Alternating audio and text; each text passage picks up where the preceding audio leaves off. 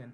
Okay, I was able to start the recording. So here's the thing. So once this BRD, functional requirement document, business requirement document, and use cases are ready, these documents goes to specific people, right? What are these people like this document goes to?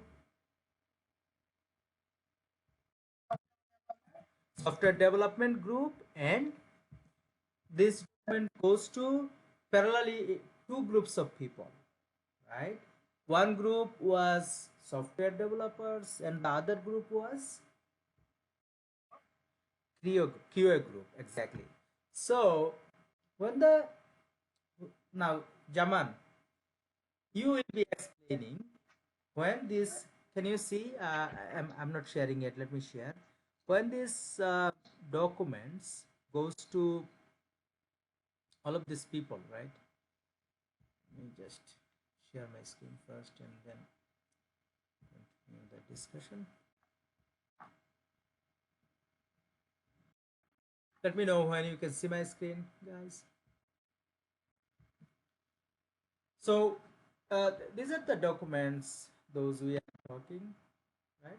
So business analyst prepares BRD, FRD, and use cases, right? These documents goes to two groups of people, software developers group and software QA group parallelly. Now, Jaman, if you can explain, okay, what they do with this document. Software development group does specific things. Software QA group does specific thing. What are the things that these groups does?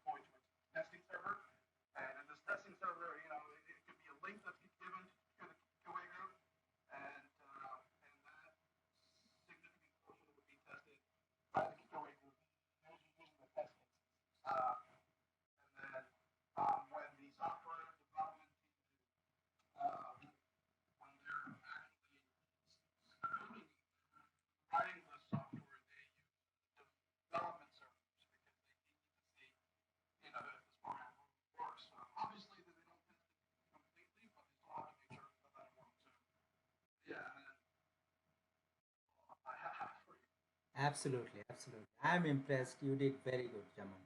Good job. Sure.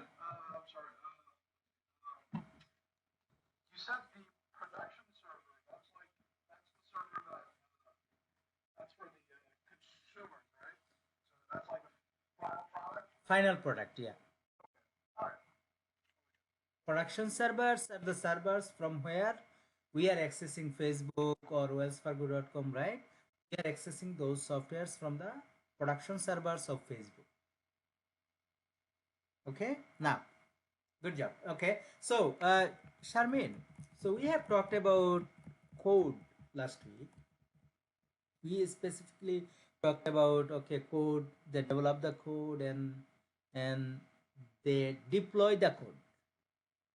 And also we have talked about different environments, right? Different environments. Will you be able to explain a little bit more about this deployment and different environment of software development?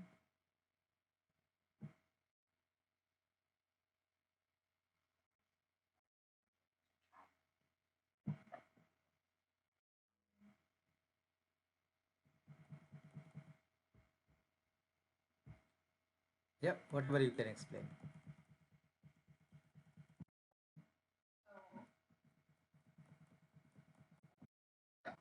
First, I want to comment is that when software developer they get their design, they write their code, they send it to the QA group, and once the QA group tests out the website or the code or anything that was created by the software developer team, and then they send it out for deployment, is what I understood. Deployment. Yeah, yeah, absolutely. So this deployment, the developers, they develop the software, and to see the software in action, like when the developers develop the software, right, they normally use laptop like the laptop that you are using, but to see the software in action, right, to see the software in action, you have to have a server. Like the software, the developers, they develop, if they cannot see the software in action, right, if they cannot see the software in action, then how is the software looks like? For example, let's say that um, QA questions, right? When the software is deployed in a server, then only you can see this nice contents, nice outlook, right? If the software is not deployed, what note this one, if the software is not deployed, then the the developers, what they are able to see is this stuff. So if it looks like this, then does it make sense? Like, can they imagine, okay, if let's say they want to place this image here, right? They want to have a logo here, right? Now, if they see like this, can you imagine, like, from there, you cannot imagine like what will go where, right? So that's why they write the code, but they also do initial testing, right? The developers also do initial testing. So if they cannot see the outlook of the software like this, then they do not know what they are building, right? So that's why the code that they are writing, it will have to be deployed to a server. Once it is deployed to a server, then only you see this nice outlook of the software. Does it make sense? This is what we are calling software deployment. Now, Amit, if you can explain different deployment environment, right? We have talked about different environments. Will you be able to talk about different environments a little bit?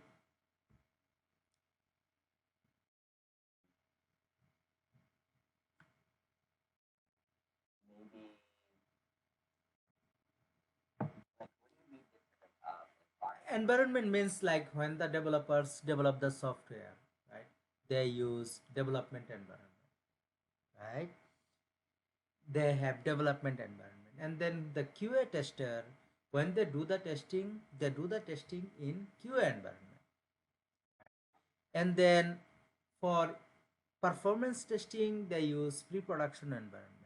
And for the customers, right, they have to access the application from production environment, right? Yeah, yeah. Development, staging, QA, pre-production, production. These are the different environments that we have talked about, right? Okay. So now if I ask you to explain, okay, what is software deployment, right? How will you explain it?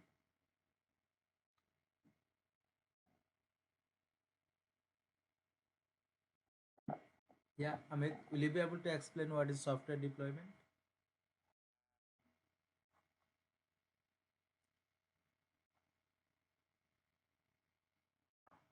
Basically, deployment is like when you have code, when the developers have developed the code, for the QA people to test it, this code will have to be deployed to the QA servers. This code will have to be deployed in the QA servers. This code deployment means place the code proper way in the QA servers so that it looks like a website. Practical, use it practical, presentable, right? Yep, yep. So we call it the running of the code, executing code, right? Executing. You will see that word execution, right? You will see that we will do a lot of execution, right? You will see that even from today's class, we will be writing, we will be probably will soon will start writing queries, right? Query, we will execute queries, right? Lot of thing you will see that in computer we do execution, right? It doesn't make sense before you execute. It makes sense only when you execute it. It makes sense when you execute it. Does it make sense, guys? Okay, go ahead. A few months ago, I was actually working on WordPress. Mhm, So we used Elementor mhm, to create the software and everything. mhm,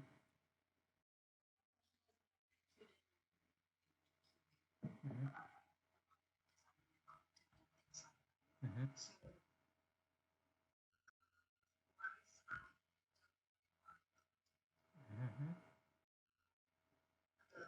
the software needed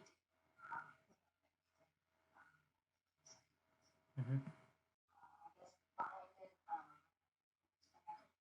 mhm. Yeah. So WordPress, let me tell you about WordPress. WordPress is the simplest version of web development. What you do in WordPress, basically someone has written code so that you can drag and drop different things in the website. So WordPress, basically someone has written code and has given a platform, has given a uh, admin, WordPress admin dashboard, from where you can create pages, you can create different contents, right? It is like someone has written a lot of code for this, and that's why you can interactively define different pages. So basically WordPress, you like what you did, you didn't write any code, but you have used their framework to develop something. Okay, now WordPress, even in WordPress, right, you can write code. In WordPress you can write code and you can put your own logic, but it is a different thing. But what you did, basically, yeah, you I'm not sure, but it seems like you have developed few things and you have given it to someone, right? Yep. So you have probably done something in the development environment, and from there they have taken it and deployed it in the production environment.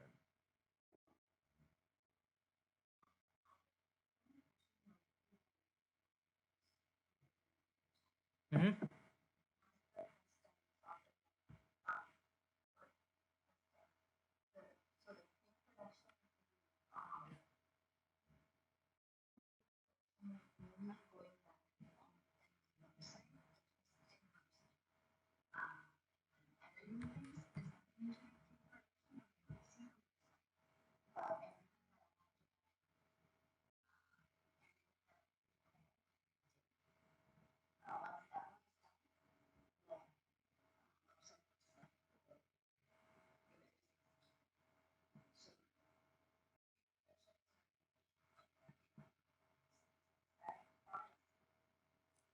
So pre-production, right?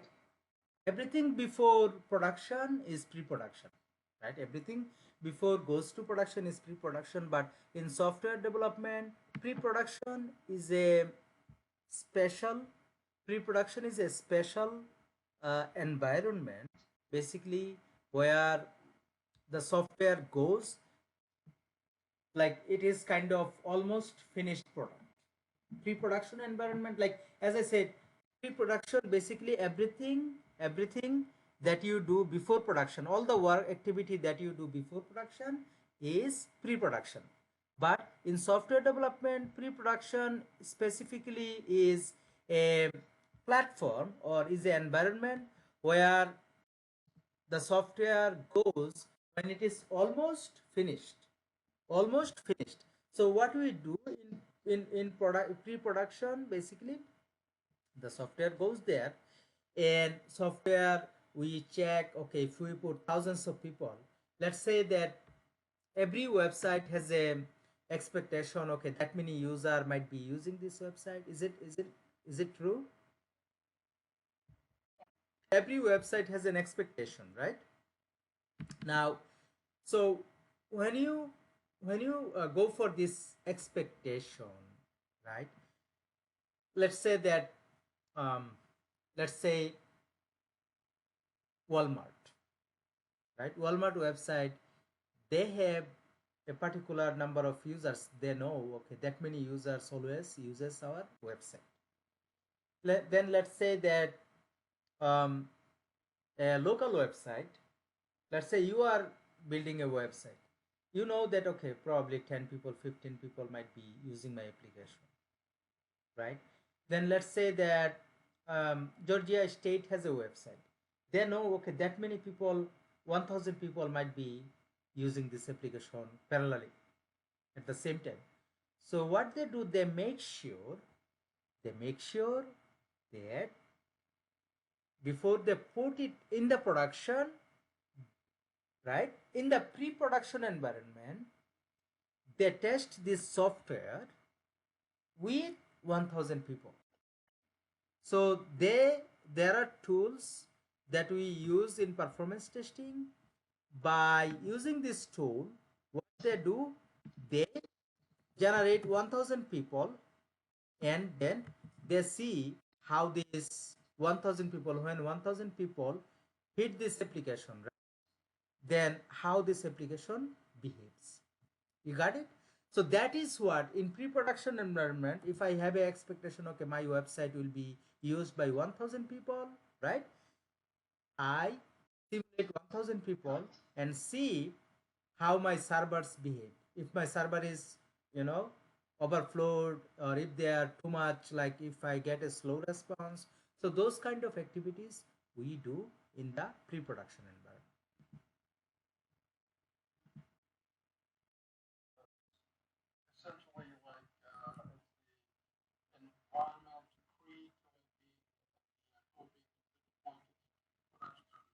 Exactly, yeah. Yeah.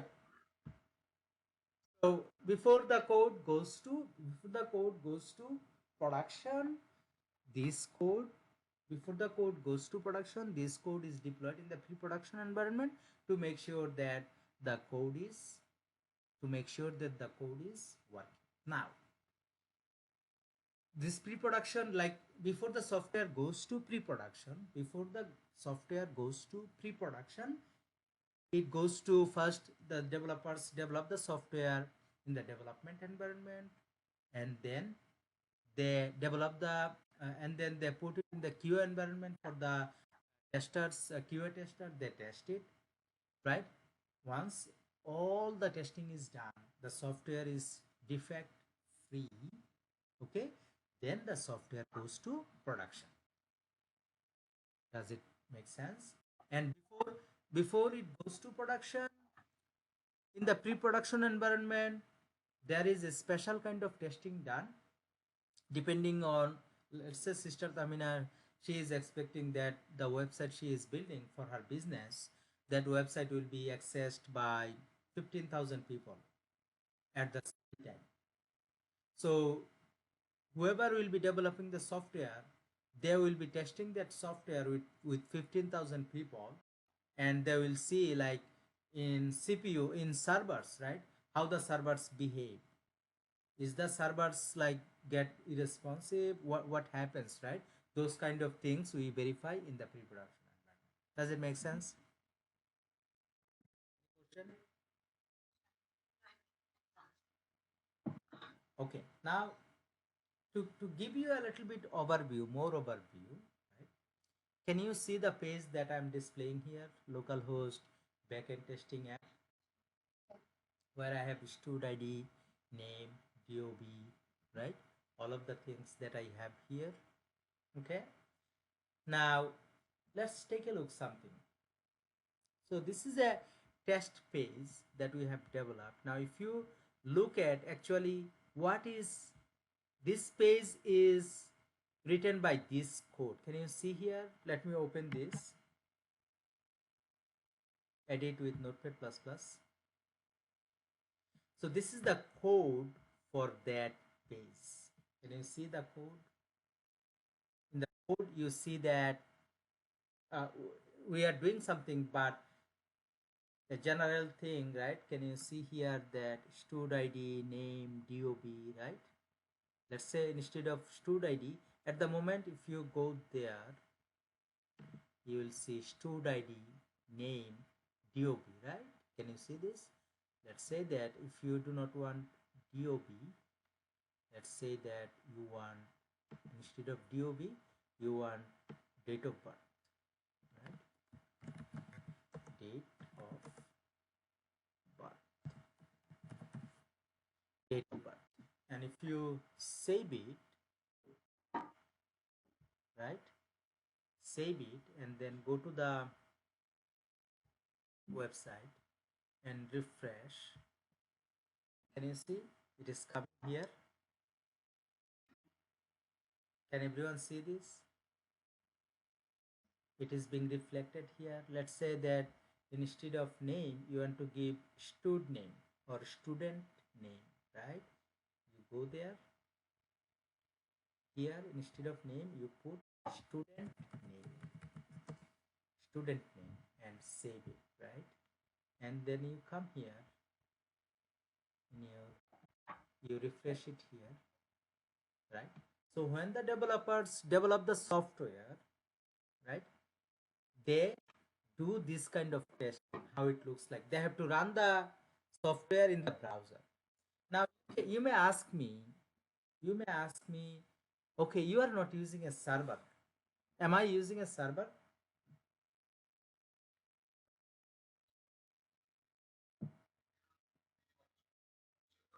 No, my computer is a laptop. I have Windows 10 operating system. It is not a server.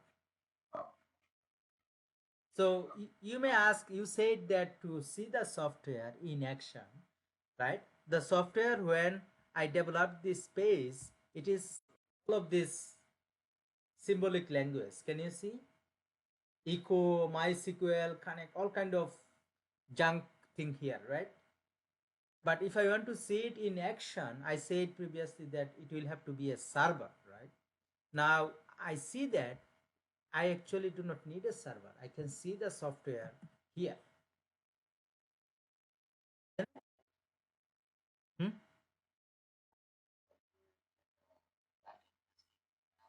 Yeah. So I'm not using a server. So how am I able to see this?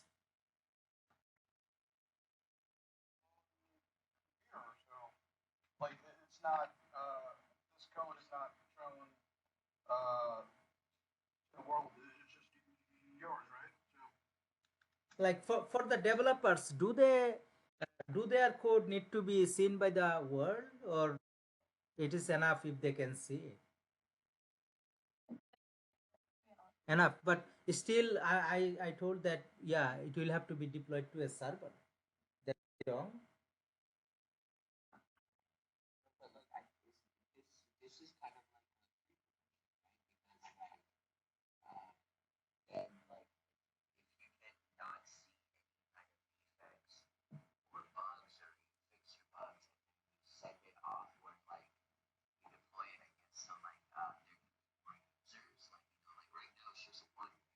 Mhm.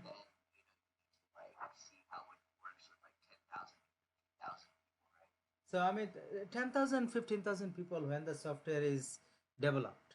It is a shape before it goes to production.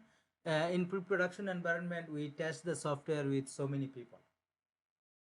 It is after a lot of stages, but in the development stage, right? I said previously, the software will have to be deployed in the development environment to see the software at action, right?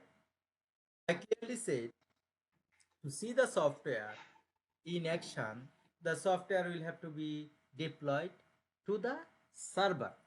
Now I am showing you my computer is not a server, but I am able to see the software in action. So what is the conflict? I didn't deploy.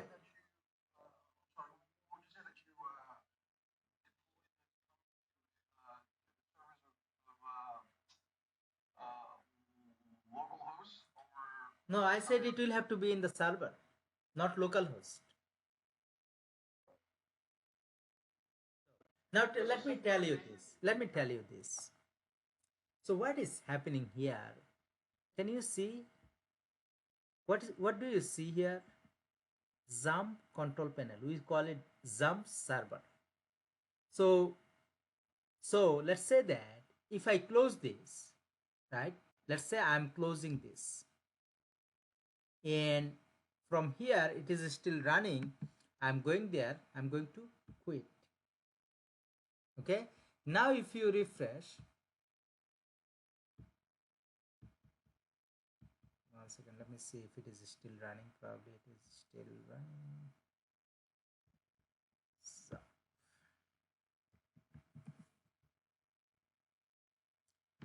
let me see if the services are still. Can you see the services are running here? Let me stop this service. Right? Stop this service. Now you refresh.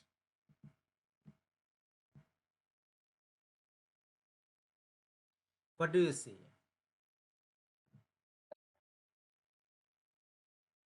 So even though it is not in server, it is not in development environment, but I am running something to mimic a server action, right?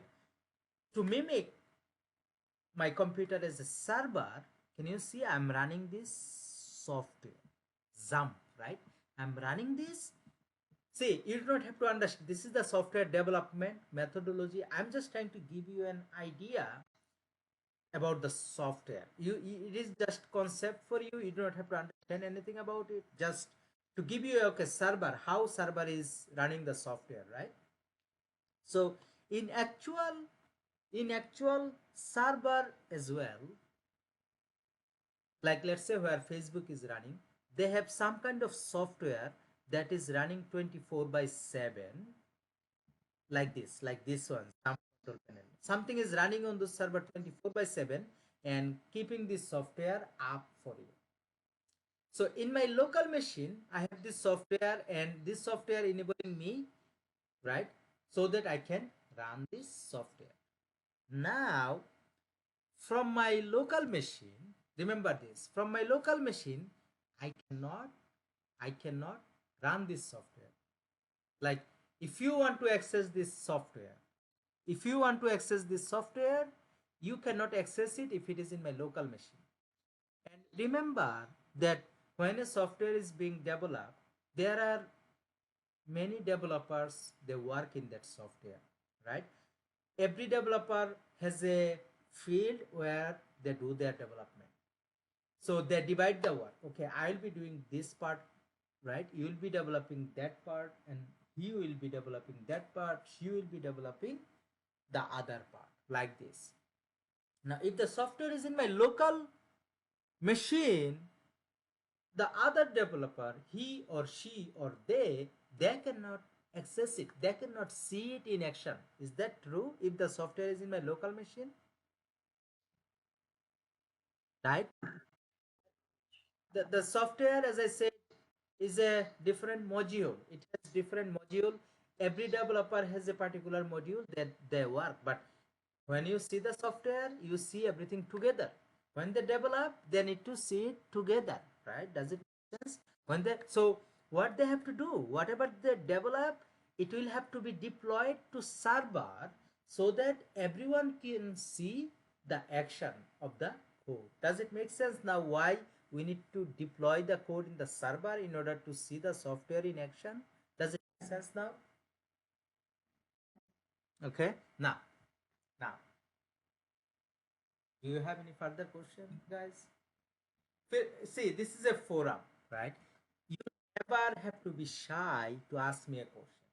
I do not expect that you are an expert in software. I am not an expert as well. I try to help people. I am not an expert. You are. For being employed. So for software deployment, right? They take the software code to a server, and in the server, something like XAMPP control or Apache, there are different server softwares, right? XAMPP is one, there is WAMP, there is Apache, there is all kinds of softwares that run the website. So in the server, you have this all of this setup configuration. So configuration people take the code from the developers, they place the code in the server, they configure it in a way with all of this XAMPP control and stuff, so that the software is available for the testers to test it. That is what we are calling deployment. You got it? Deployment. What is deployment? Can anyone explain what is software deployment? Charmaine, will you take this opportunity to explain what is software deployment?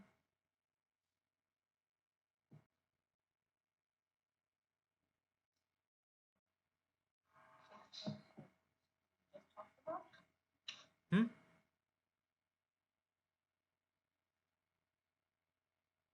I didn't hear. Can you explain more? Yeah, yeah. So when you just explain the software development, once the software and that code is from the software development team, Hmm. they have to create the software using the server.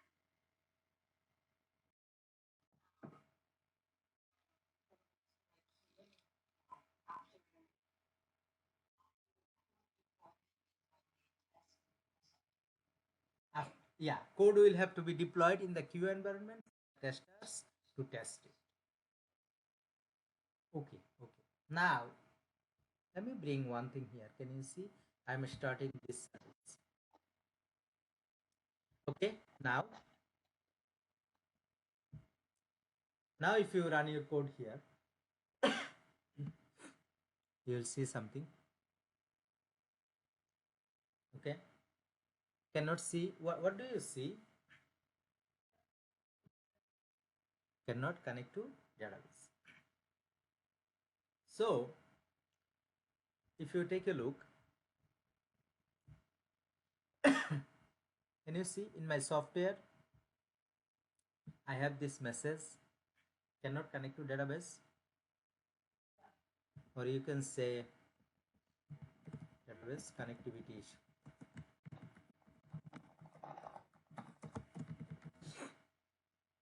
Database connectivity issue, you save it, and then you come here you run it one more time.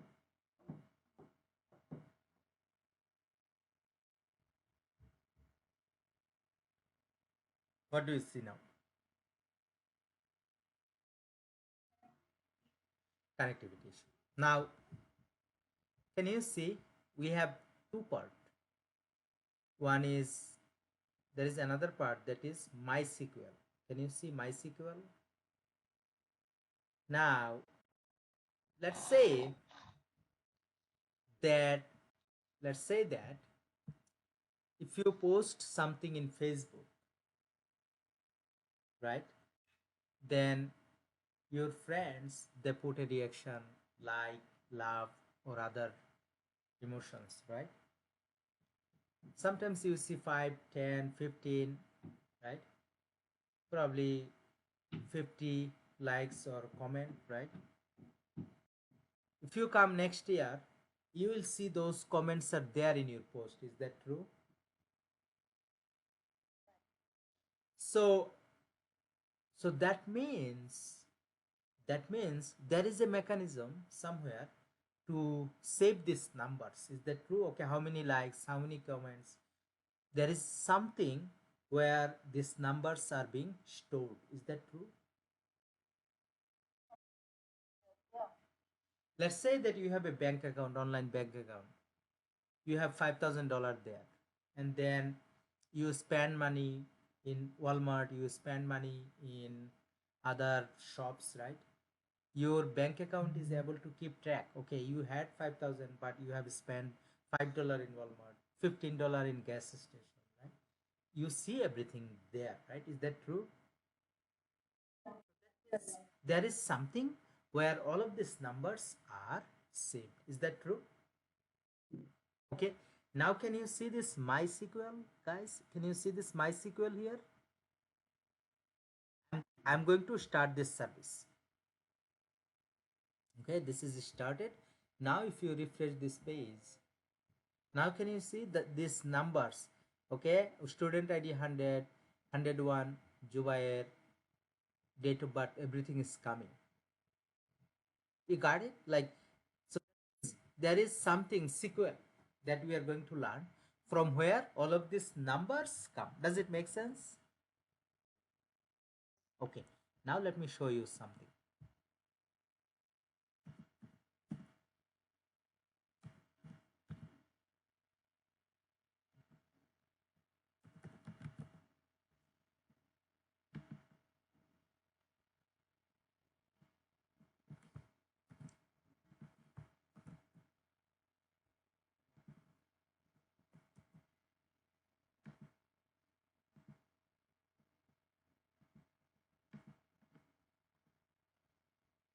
Okay, you come here. Can you see? Now, if you take a look at the database here, right? Let me see what is the name of my database. Hey, first of all, you do not have to understand this. Okay, I'm just showing you something so that it makes sense to you in terms of software development, how software development works. This is just fundamental concept. So if you do not understand it, you do not have to be disheartened. Okay, so here, MySQL user, MySQL connect, right? Localhost and root, and then I'm saying um, here backend testing. What is the name of my database? Backend testing. Can you see? Now I am going to go to that site here. Can you see there is a database here, backend testing, right? You open it, and then can you see table?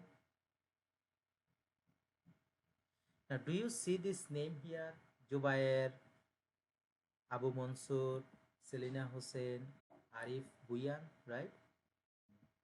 Let's say that um, we have another student here. I'm going to insert another student. So let's say that I'm going to say SQL, right? So this is the database. I'm going to um, see, insert. Okay, insert. I'm going to, we have stored ID, all of this, value and function. Okay. So browse, let me go to browse. This is my database, right? So here in this particular database, we will learn a lot of things, but for now, let's say you come here, I'm going to write something. Insert into, right, insert into, what is the table name? Test underscore table, right? Insert into test table, and then values you put this, what is the name?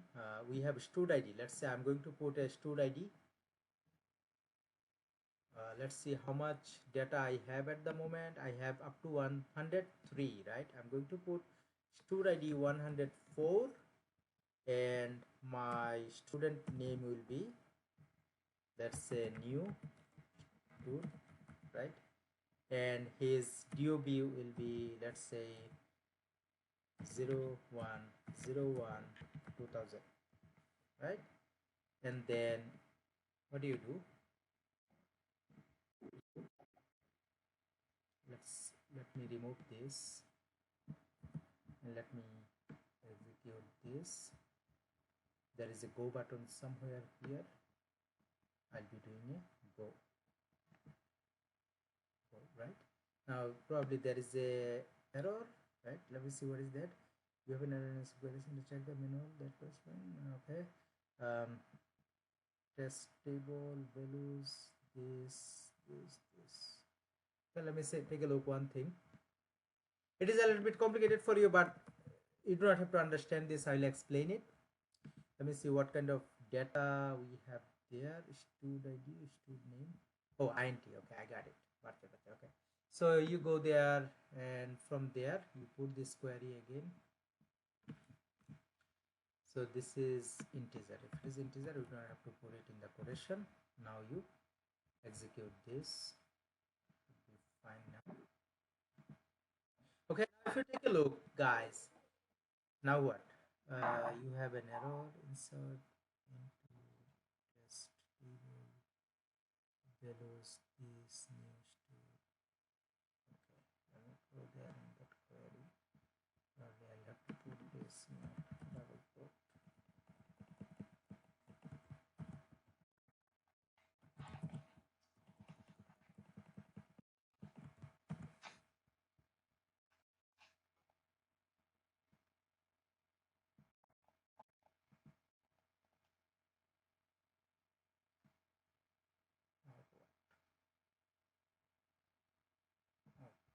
Insert into test table.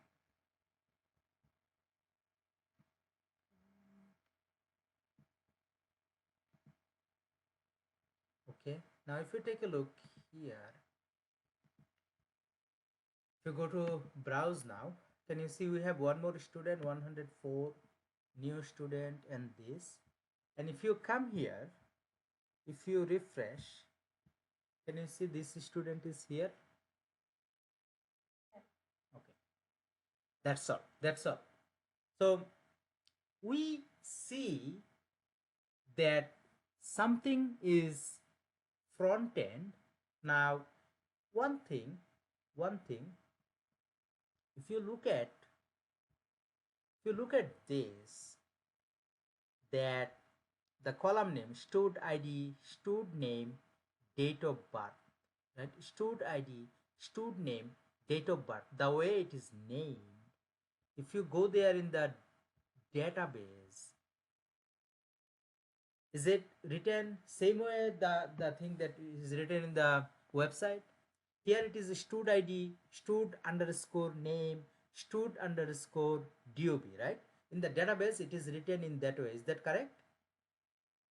And if you come to the website, it is written stud space ID, date of birth in a nice way. Does it make sense that something something that we display here, right? Some of them, some of the part, like all of this data here, these are related to coming from a database. Is that true? This data is coming from somewhere. There is a table. Can you see there is a table here? It is coming from a table and it is coming to this website. Now this is what we have here is database. Inside a database I have a table, and from this table I have written code here. This is my code which is bringing all of this data to the front end, for the front end. And when I'm putting this data, right, I, like before I put this data, I create a nice outlook, so there's this data looks good, and then I display the data to the people, right? So one thing is front end, another thing is back end. Front end is what you see here in the website. Back end is where you have all the data in the database.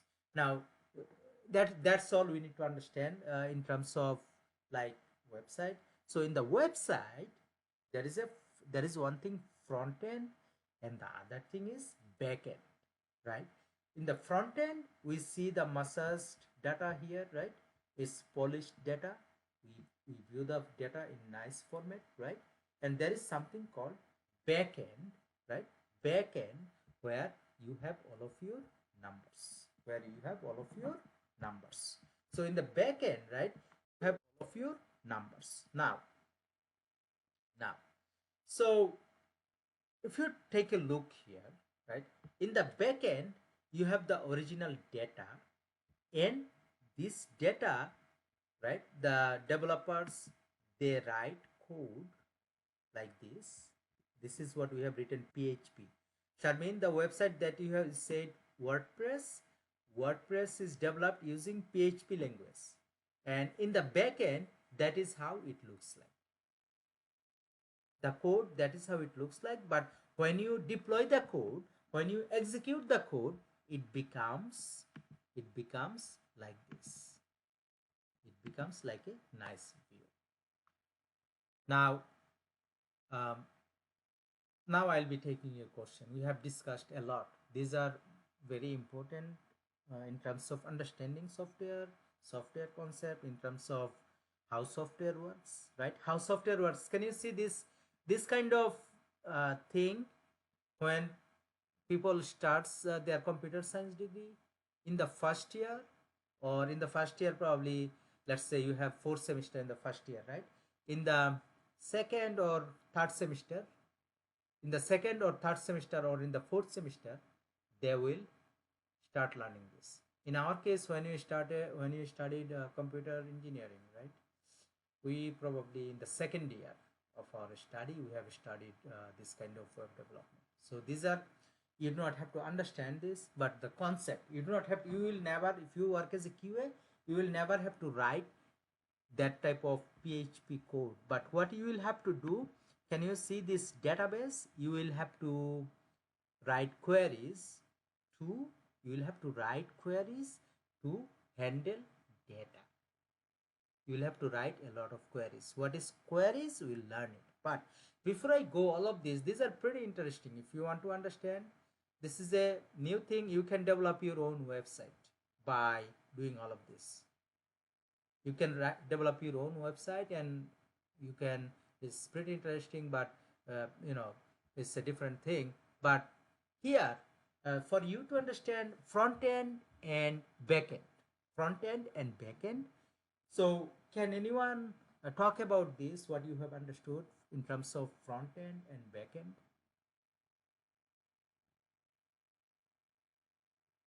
or it is too much complicated?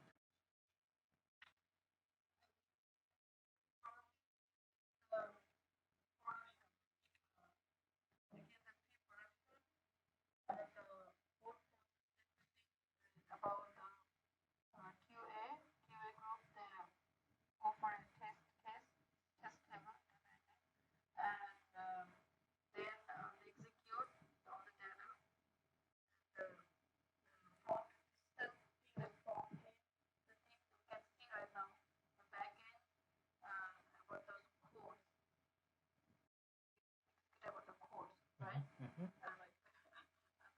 good. Inspiring. Yeah, inspiring. That way you are explaining. Very good.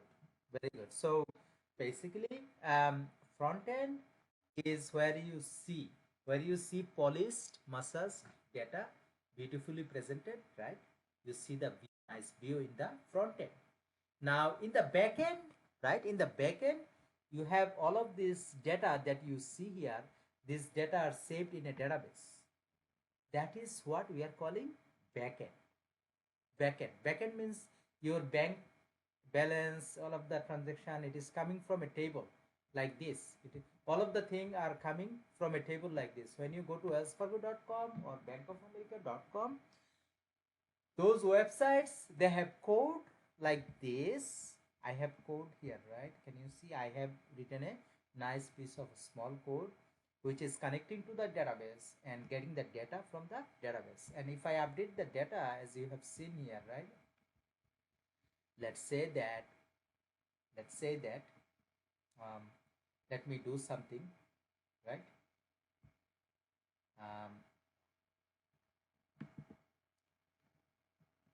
Let me insert another guy, right? So let me remove this quotation, and then I'm going to put here, instead of 1004, I'm going to say 1010, 110, right? And then I'm going to say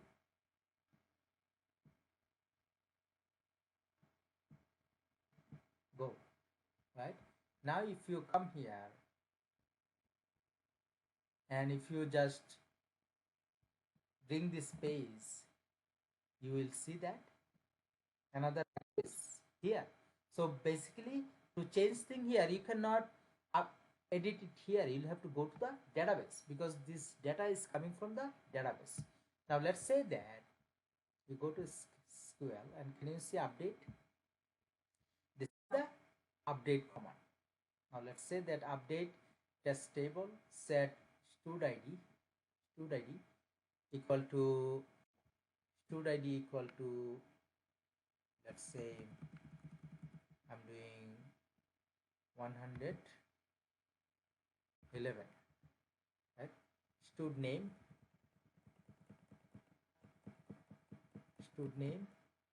equal to, instead of Jobair, I'm saying Javed, right?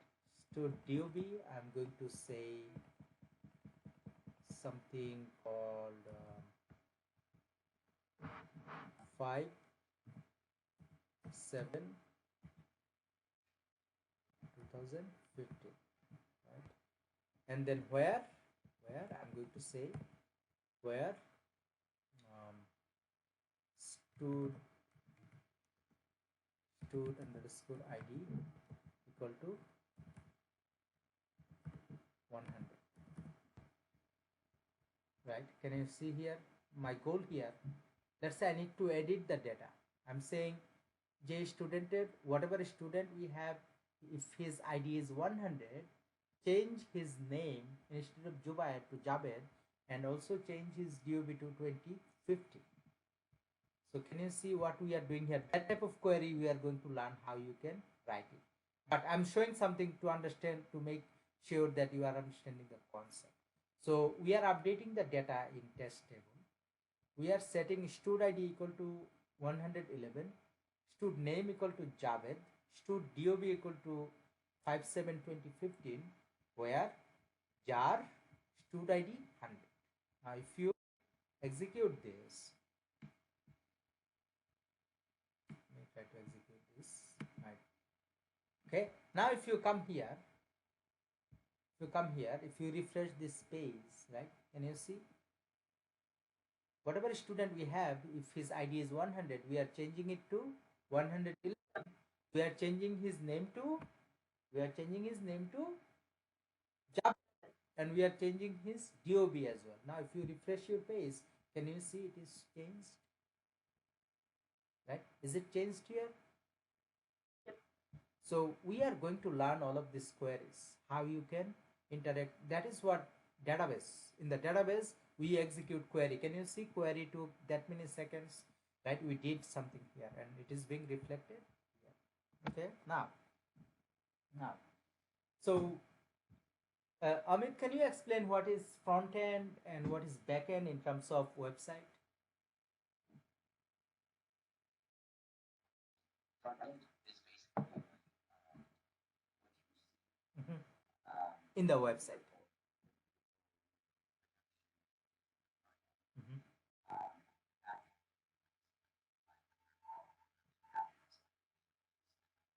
Mhm. Yeah, got it, got it. Very good, very good. Now, Shamin,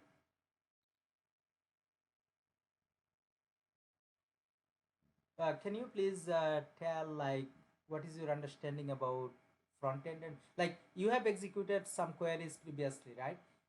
Probably you do not have an idea like why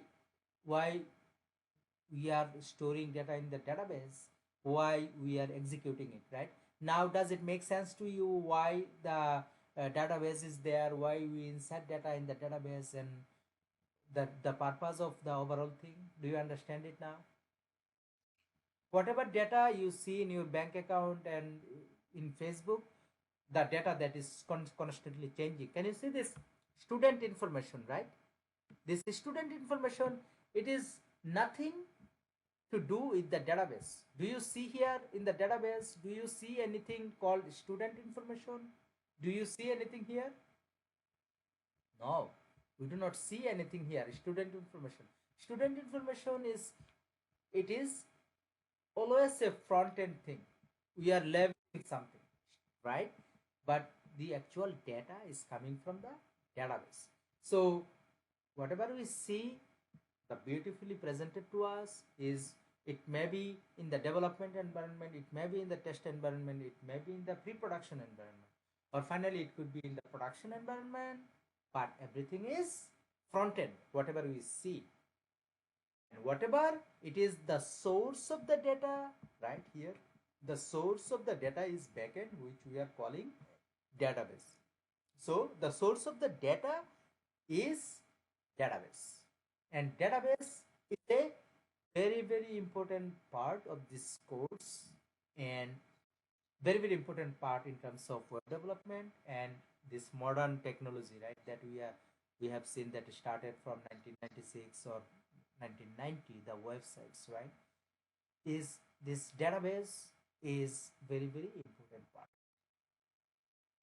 And let's say that, right, a database, a website without database is kind of impossible, unless like you want to display only, okay, this is what I want to display. If you want to display something like this, right? Let's say that if you go there and your website only will be displaying something, some data. So if it is only for display, then what you will do, like the programmer, what they do for displaying, okay, they write a echo, and then here here they create a paragraph,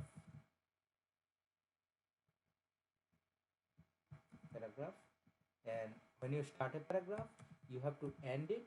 They do a ending paragraph, and then they write something in between. Let's say, you know, that is my sample website for you all. I hope you like it. You do not have to go to database. If you have some content that you want to display, if you have some content that you want to display, right, you do not have to go to database. It will be a totally front end thing, right? You write it, you just write it. When you want to write something in a notebook, the way you write it's the same thing. You write it here. Now you come here, you refresh, right? That is my sample website for you all. I hope you like it, right? You do not have to go to database. Now if you have dynamic data, right, definitely it will have to be, definitely this will have to be in the database. Now let's come back to our discussion. So front end and back end, we are clear, right? Okay.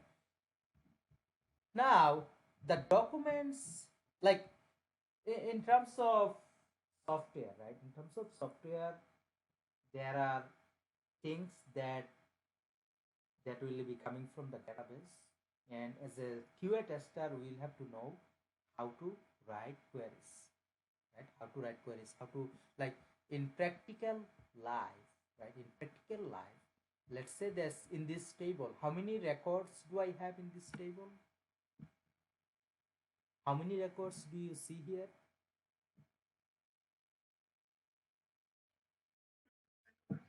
6 records, absolutely. So here, 1, 2, 3, 4, 5, 6. In each of the record, how many fields do I have? 3, absolutely. Stud ID, stud name, stud DOB. So I have 6 records and I have 3 fields. And for these fields, what is this? This is stud ID, stud name, stud DOB. These are the column header. What is this? These are the column header. Column header. Okay, now column header. Now in practical database, right? Let's say that for all of the United States citizen, there is a big table where they have all of their SSN, and with SSN they have, okay, this is the person's SSN, this is the name, this is the DOB, this is the address, right? They have a big table where, let's say we have 350 million people here. They have all the data in the table, and if they want to find someone's information, they will just put, okay, find someone who's let's say that, to make it simplified, you come here, select star from test table where stud id equal to let's say 104, and then if you execute it, right? You execute it, what do you see now? How many record do you see now? 1. And how did I do that? I have executed a query here. Select everything from test table if stud ID is 104. I'm asking, bring everything for the people whose stud ID is 104. So let's say those guys where they have all of the 350 million people, if they want to find your information, what they will have to do, they will be going to the database and executing a query, select star from test table where name is Tamina Sultan, or where SSN is this. Then out of 300 million people, they will be able to bring your information pretty quickly. That's how they handle it. Like, remember that we do not have a way to search. Remember, consider that 1950 or 1900, 100 years ago, they were still managing the population database. If they have to search someone from the database, what they will have to do on that time?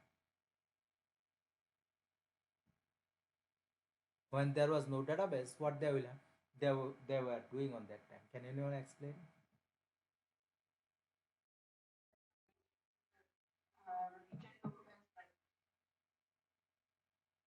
Right. So let's say that when I was in university, all of the student will have a account in, there is a Janata Bank there. All of the students will have an account there. So on that time, on that bank, there were no computerized database. So we used to get stipend every 6 months, right?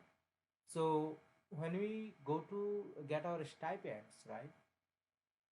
So they will have to go in the backend. Remember that there is backend here as well in that manual process. They have to go to a room in the backend. Like this point, right? At this point, this is our front end. But what is our backend? this database. On that time, there were backend as well. So they had to go to a room. There is a big ledger, big book there, and let's say my name starts with Z. So they will find that book. They will go to where all the name has Z, and then they will find my name, and they will see, okay, what balance I have in my account, right? So if I'm taking 1,100 taka, they will reduce that 100 taka, and then they will use calculator and they will update the amount. They will give me money. So they will go there, right? But if you go to bank now, what they do,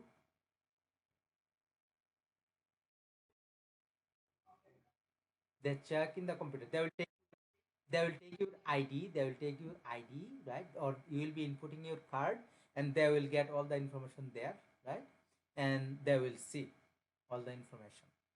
Again, all the data is coming from they have, let's say, a bank might have 100 million people, and from 100 million people, they are getting your information in a matter of a second, isn't it?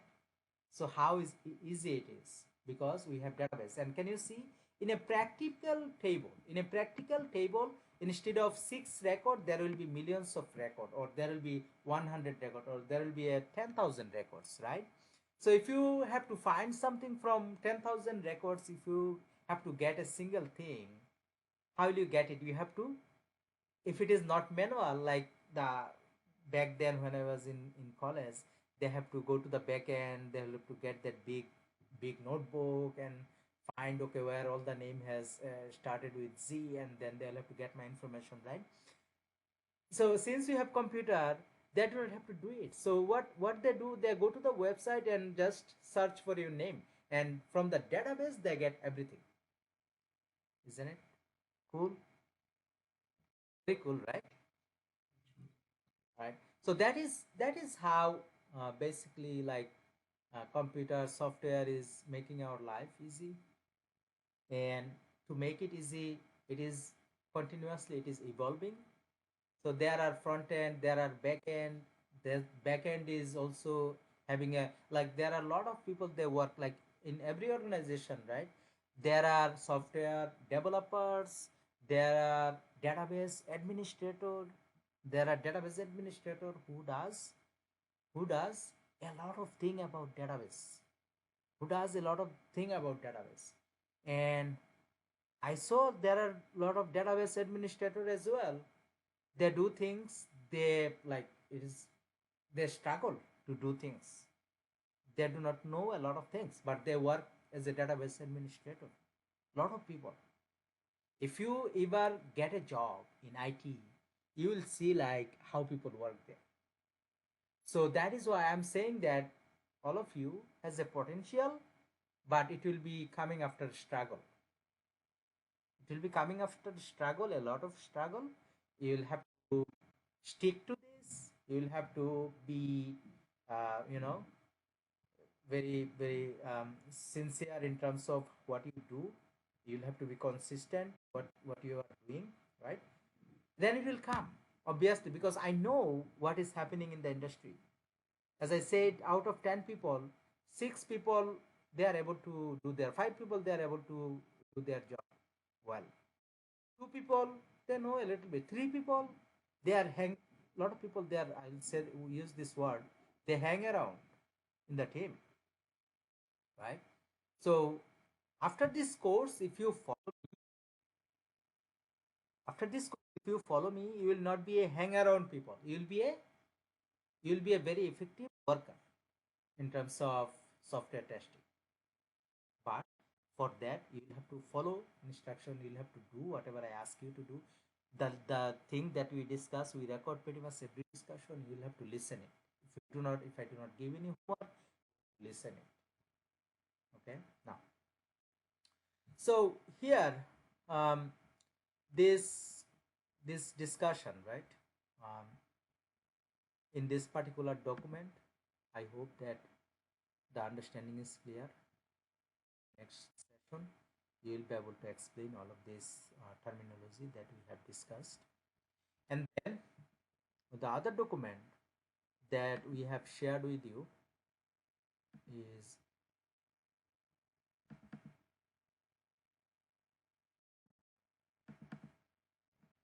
I have shared software development, how it works. I have shared a requirement document, right? If I open this document,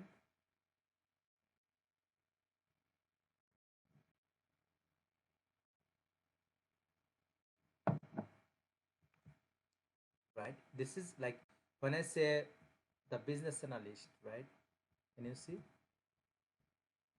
Prepared by this person. What is the title? What is the title? Business analyst. So this is a business requirement document or BRD.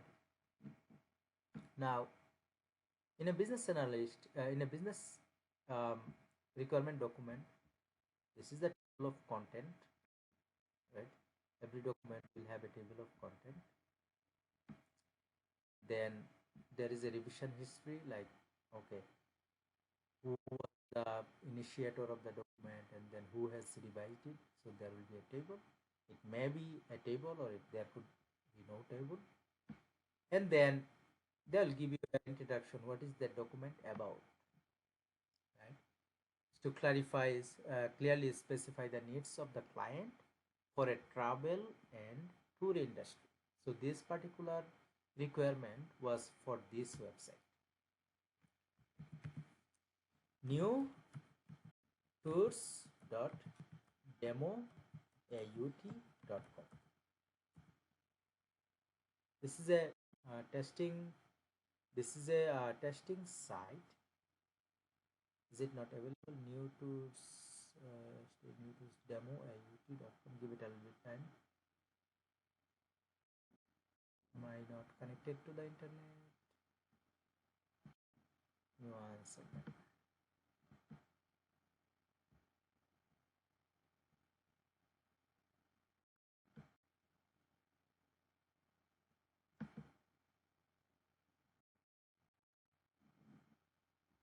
Okay.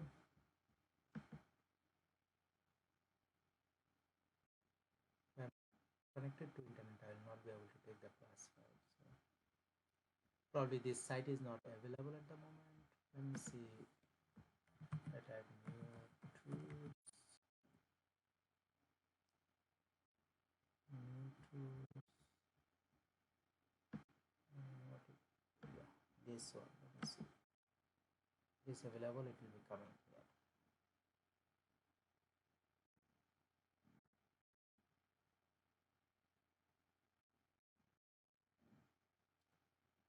Okay, this website is not available, but that requirement, right? That requirement is for that, this is a travel and site. For that website they will give you a background purpose of this document, and if there is any convention about that document. As I said, this document was written by the business analyst. Is there any, if there is any convention in terms of writing this document, they'll be putting it, and who is the audience of this document, right? They will be putting what is the project scope. What is the project scope, right? What, like in the project scope, in a summary they will say what they are going to do in that project, right? And then product perspective, there will be a lot of, you know information out there. But for us, we are tester, right? We are going to, although we will understand the product purpose, perspective, all of the thing a little bit, but our key thing that we are going to look at is the requirements. Can you see this product features? This is what we understand, and we understand clearly product features, because when you understand the product features, so these are the features of this website. So we are the product features, and we write our test case to test these features. So this is the primary goal for us to go through this document. You got it? Software requirement document, the key part, what is the key part that we need to understand? Product features, right?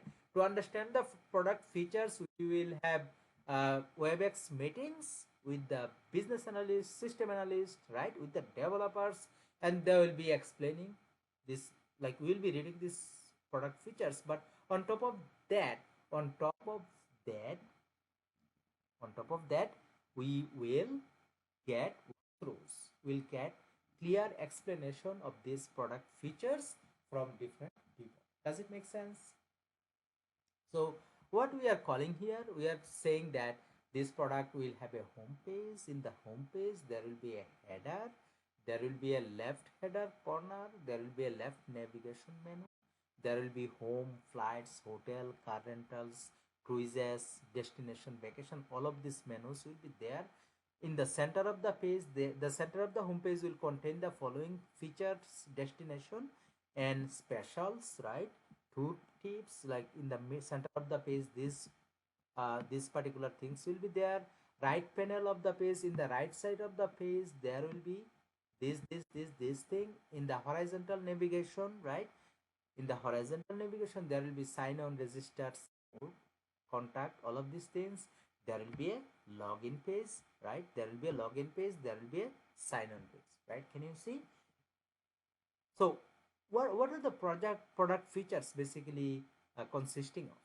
Can anyone say now? Like, uh, eh, so in a requirement document, what is the key part that we normally as a tester we look at?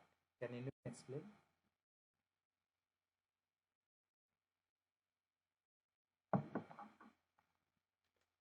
Go ahead.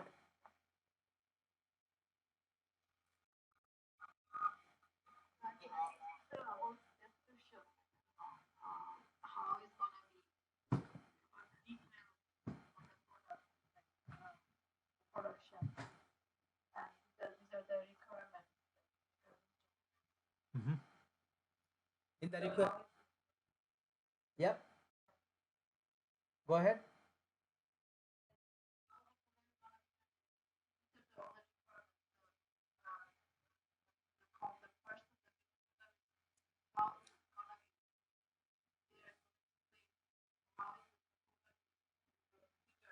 Yeah, exactly. Yeah, what is the content of the application? What are the, what are the contents of the application? When we are saying contents of the application, right? What is the contents and what is the application? Sharmin, can you explain what is the application?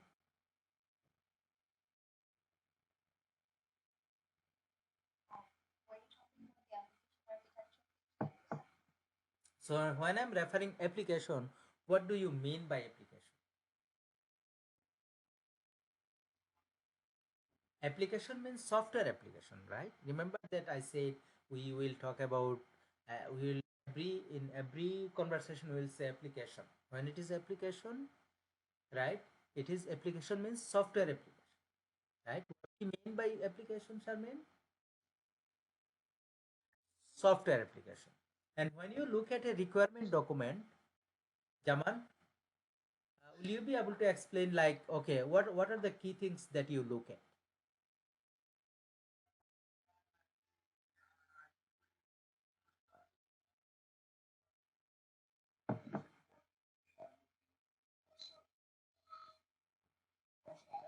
Mm-hmm.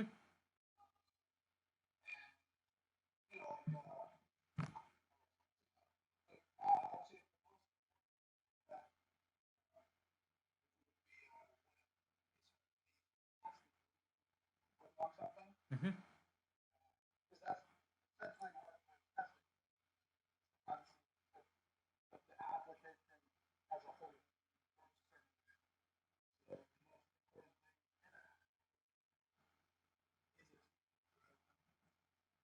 Yep.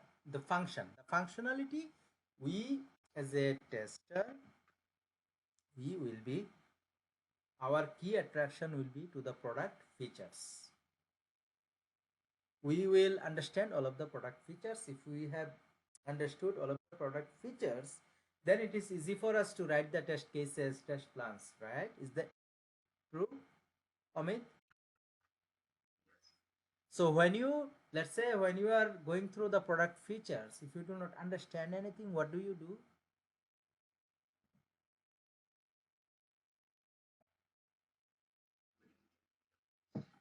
If you do not understand some product features, or if you, let's say sometimes the requirement document will put very brief document, or very brief, like they will be putting few information. Sometimes it will be very very elaborated, it will be big, sometimes it will be very short, right?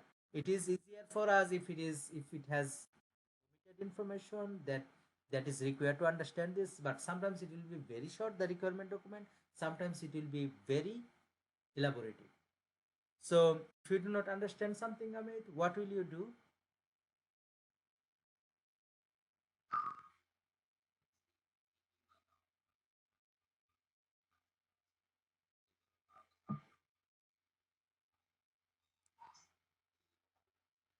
So my question here, if like let's say initially, before you test it, initially you analyze the requirement document and then you write your test case, right? You write your test case, and in the meantime the developers, they develop the software. When the software is developed, then you test it. But before you test it, before that you have to understand the requirement, and if you understand only, then only you can write your test case. Is that true?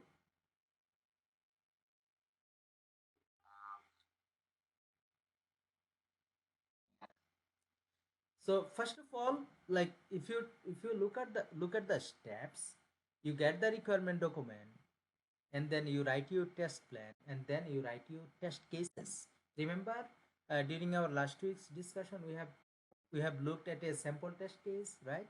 Remember that? So the first thing that we do before you do any kind of testing, you have to understand this requirement, and once you have understood the requirement, then you can write your test cases. And once your test cases are there, and if the application is ready later on, then you can test it. Is that true? The sequence? Now, when you are understanding the requirements, and if you do not understand something, what do you do? What will you do?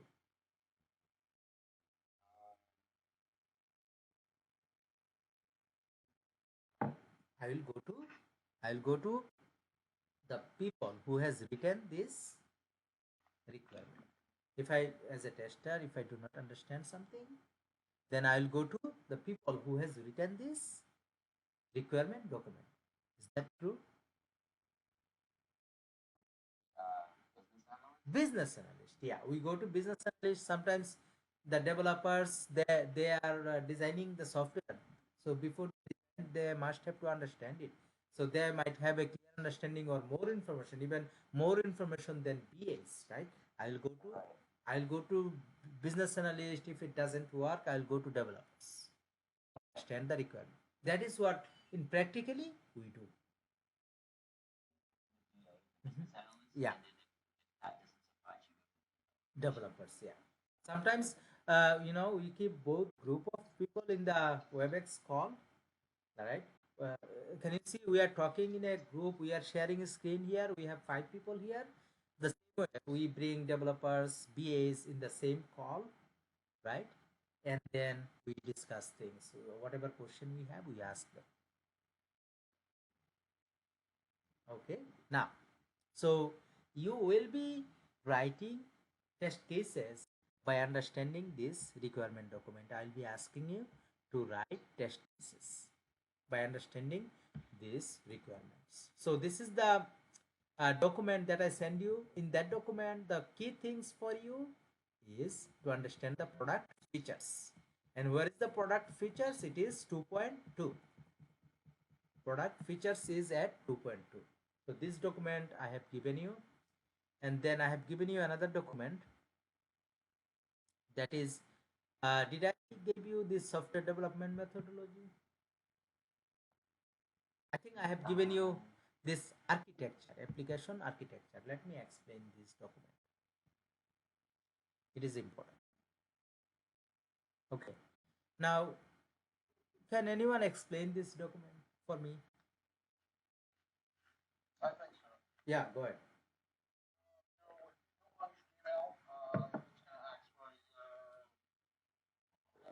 Mhm.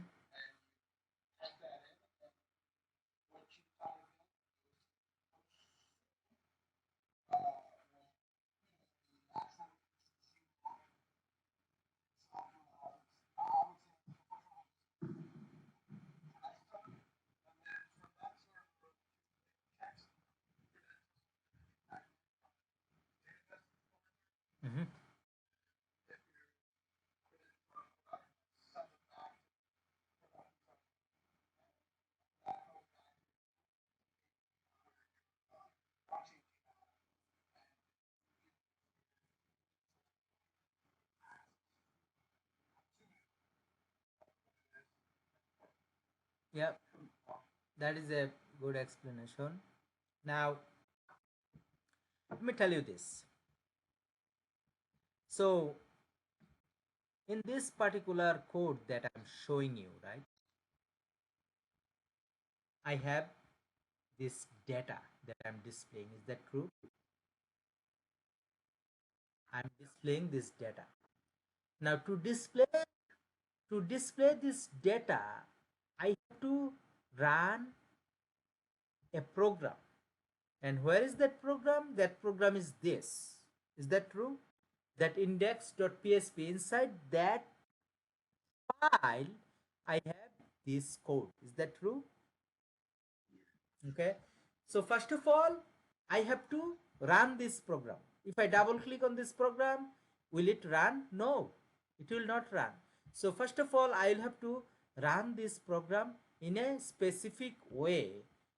And once it is running, once this program is running, then this program will be reading this data that I need to read from the database. Is that true?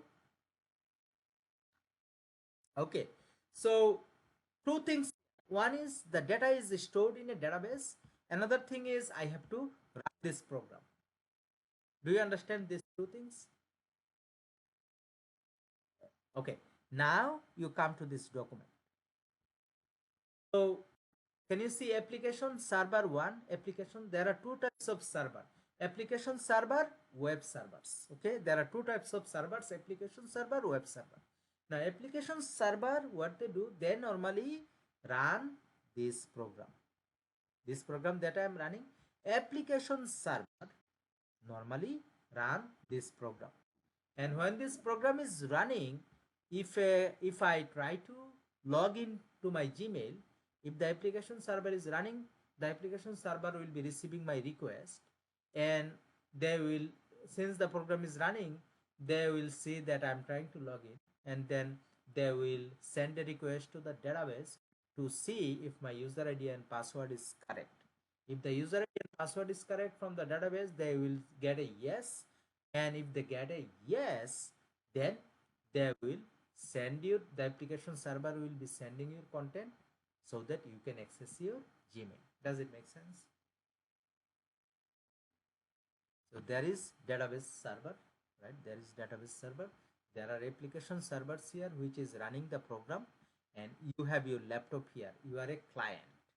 Your laptop is a client from where you are sending your user ID and password to log into Gmail, right? And then it takes you there. So how do you log into Gmail, guys? Let me do this. So actually, if I go to Gmail, it will log me in. But let me open an incognito window. So if I type here gmail.com, let me type it here. G. Why is it not typing?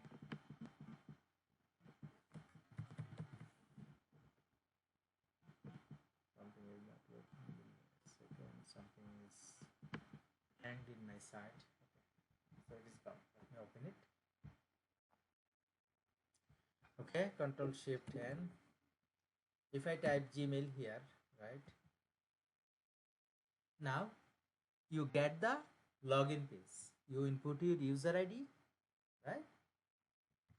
SQL, let's say I have email SQL learn, and I say next. Then it asks you to input your password. You input your password, and when you select next, right? So this is my laptop is my client. My laptop is my client, and from here, when I'm sending this request, right, it goes to Google's application server, and if I'm sending correct user ID and password, what will happen? I'll be able to log in. Does it make sense how application works, guys? If I ask you to explain, okay, how Gmail login works, will you be able to explain? My expectation will be you will be able to explain it fluently. Okay. Now, the other document that I have shared with you was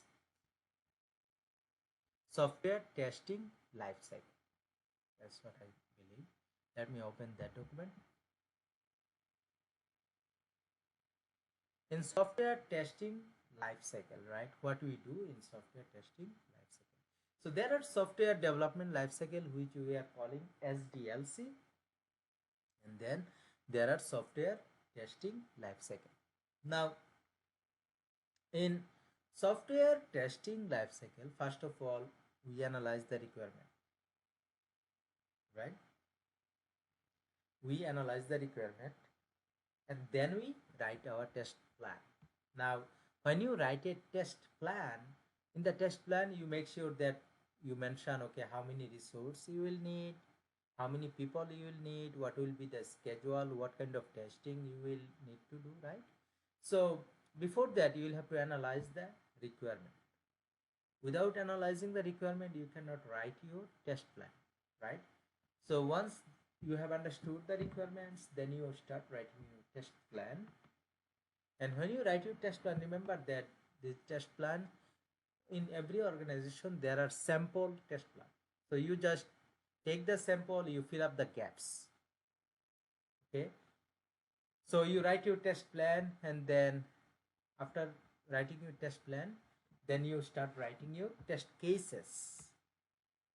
You write your test cases, and after the test cases are written, then the test environment, once the test environment is there, the code is there, then you do the execution, test execution, right?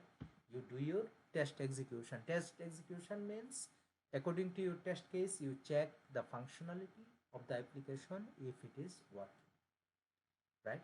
If something is not working, then you report defect. If everything is working, again you report, okay, everything is working. That is what we are calling, that is what we are calling test report. You got it, guys? What is test reporting? And what is STLC, that we are calling software testing lifecycle? Okay. Any question from Sharmin or Sister Tamina?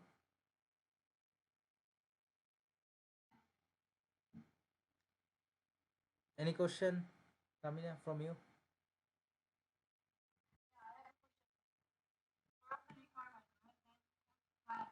Mm-hmm. Test designing, that means you write your test cases. Test case, yeah. And then, uh-huh. What is that? Can you repeat, please?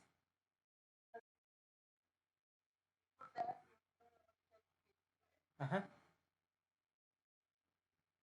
You write your test case, and once the test environment is there, code is there, then you execute your test cases. That is what we do in test execution phase. And then finally, if there is defect, we report the defect. If there is no defect, if the application is good, then we send the report that the application is good. We have executed all of the test cases.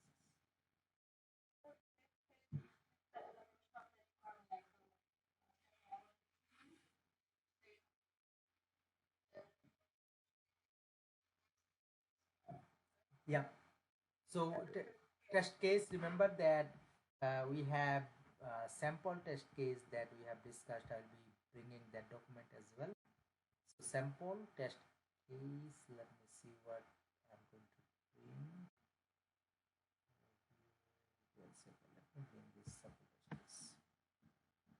In sample test case, basically, let's say that if you want to check Yahoo Mail login, right? What you will have to do? You will have to open browser and navigate to. Can you see in test case? These are the test case. In test case, we have step ID, we have step description, or sometimes we call it action. Action. And then our expected result, what we expect, and then actual result. Sometimes we put actual results, sometimes we do not. We have pass fail, and if we have any comments. Let's say to test the login functionality in Yahoo Mail, we'll have to open browser and navigate to mail.yahoo.com, right? So when you navigate to the mail.yahoo.com, you have an expectation what you want to see.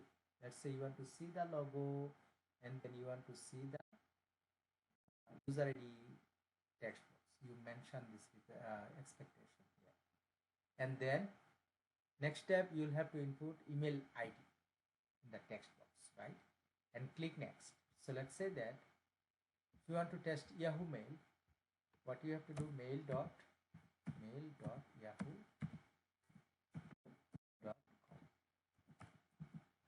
Go to mail.yahoo.com. Can you see we get username?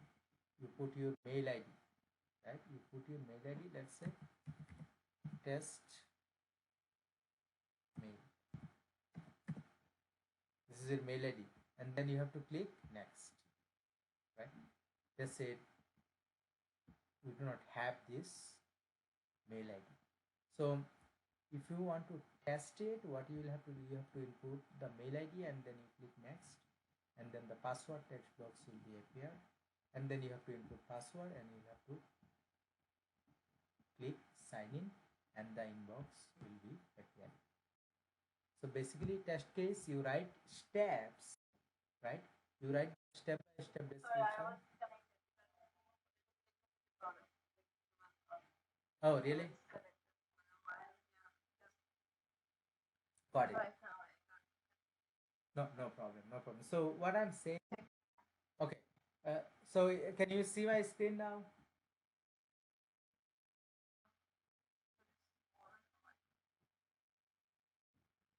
Okay. So in in test case, we write step by step to test the application, right? Can you see to test Yahoo Mail, we write open browser and navigate to this, and then Yahoo logo will be displayed, input email address, right? And click next, and then the password text box will be displayed, right? For example, let's say that if you go to this page, right? And if you put a legitimate Yahoo Mail, I'm trying to see, like sometimes you will see that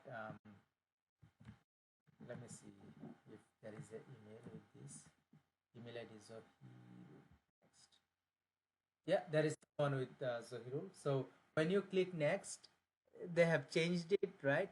There will be, you have to prove that you are not a robot. So I'm going to say, yeah, I'm not a robot, and then they will be asking some verification. But these are new features. But uh, according to the test case that we have written previously, right? You have to, okay, when you click input the user ID, then it will bring the password text box. Then you input the password and click sign in. So if your user ID and password is correct, you will see the inbox, right? So you put your action here, and then for this action, what is your expectation? You mention this in this column. So that is what we are calling test case. How you test the application in details, step by step of testing the application. You understand what is test case? Okay. Now, so this is we have sent you some sample test case during our last week's email, and then I think we have. Is there any other document that I sent you last week?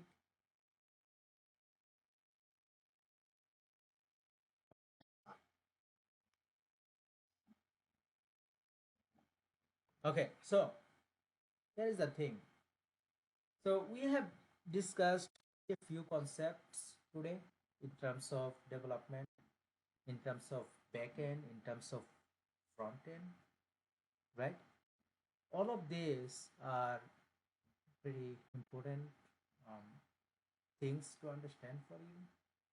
Do you think we have enough to study this week? Like the documents that I sent you, you are able to understand, and you'll be able to explain this in our next class session.